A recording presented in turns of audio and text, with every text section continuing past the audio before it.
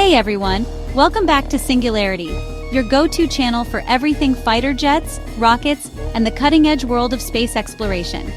Today, we're tackling one of the most heated debates in military aviation, the worst fighter jets. Two aircraft always seem to dominate this conversation, and they come from longtime rivals, India's Tejas and Pakistan's JF-17 Thunder. These jets don't just compete for air superiority. They're locked in a battle for the unfortunate title of the worst fighter jet in modern history. So, which one is truly the worst? Let's dive deep into their flaws, compare their shortcomings, and figure out which one takes the crown.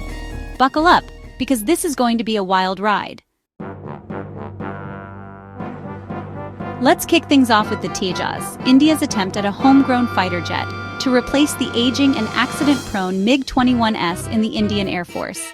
The Tejas was envisioned as a shining symbol of India's technological ambition, a lightweight, multi-role fighter that would put the country on the map as a serious player in aviation. But the reality? It's been a bumpy road, to say the least. The project began way back in the 1980s, and it took over 2 decades for the Tejas to even make its first flight. That's an eternity in the world of military development. While India waited, the MiG-21S, nicknamed Flying Coffins due to their alarming crash rate, remained the backbone of the Air Force. The Tejas was supposed to be the savior, but it's been more of a disappointment. One of the biggest hurdles for the Tejas was its engine. India invested heavily, around $700 million, into developing a domestic engine called the Kaveri. It was supposed to be a point of national pride, but after years of effort and countless delays, the project was a complete failure.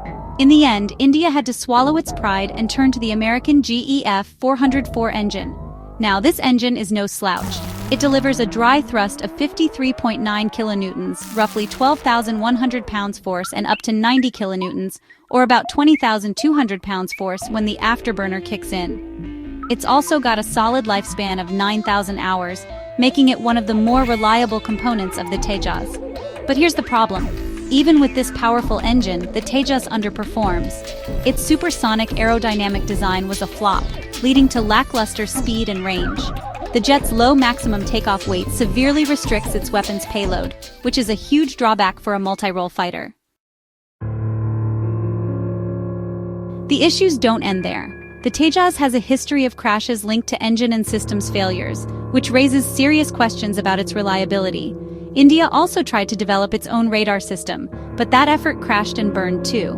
They ended up importing a foreign radar, but integration issues meant the radar never performed as well as it should. Electronic warfare capabilities? Practically non-existent. Missile warning systems? Barely functional. In modern air combat, where electronic warfare and situational awareness are critical, these are glaring weaknesses. To make matters worse, the Tejas has been a total failure in the export market. No country has shown interest in buying it, which is a huge blow to India's ambitions. And if that wasn't bad enough, the Tejas has the humiliating distinction of being shot down by Pakistan's Air Force in a skirmish, a moment that still stings for the Indian Air Force. Now, let's turn our attention to Pakistan's JF-17 Thunder, a joint project with China that's often touted as the pride of the Pakistan Air Force. They even went all out with a Top Gun-style movie called Sherdil to hype up the jet's capabilities. In the film, the JF-17 is portrayed as a sleek, unstoppable machine. But in the real world, it's a different story. The JF-17's biggest Achilles heel is its engine, the Russian-made Klimov RD-93 turbofan.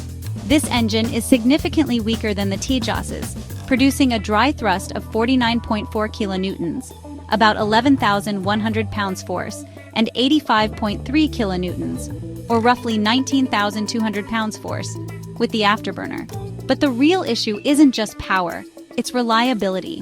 The engine's official lifespan is listed as 4,000 hours, but the Pakistan Air Force estimates it's closer to 2,000 hours.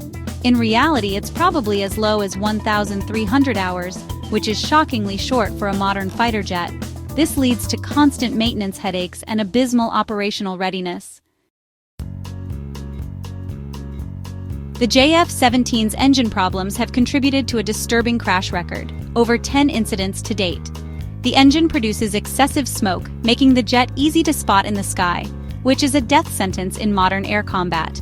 There's no automatic engine scan system, so maintenance crews have to rely on manual checks, which is inefficient and prone to errors. Pakistan is reportedly planning to switch to a Chinese-made engine, but Chinese engines don't exactly have a stellar reputation for reliability either. Beyond the engine, the JF-17's electronic warfare systems are rudimentary, and its missile warning capabilities are laughably inadequate. Its ability to carry modern weapons like guided bombs or long-range missiles is severely limited, putting it at a disadvantage against more advanced adversaries. The JF-17's users, like Myanmar and Nigeria, have given it scathing reviews, citing poor performance and reliability. The cockpit interface is another sore point. It's based on the outdated MiG-21 design, making it feel like a relic compared to modern fighters. Component quality is subpar, leading to frequent breakdowns and surprisingly high maintenance costs for what's supposed to be a budget-friendly jet. Upgrading the JF-17 for future conflicts seems like a pipe dream given its dated foundation. Oh, and let's not forget, the JF-17 has been shot down by the Indian Air Force, adding a bitter chapter to its story. The radar performance is also widely criticized, further hampering its effectiveness in combat. So, here we are at the big question. Which jet is worse, the Tejas or the JF-17? Both have a laundry list of problems, but let's break it down. The Tejas is a tale of ambition gone wrong. Decades of development and massive funding couldn't deliver a jet that excels in speed, range, or combat capabilities. Its failure in the export market and its shoot-down by Pakistan are major black marks.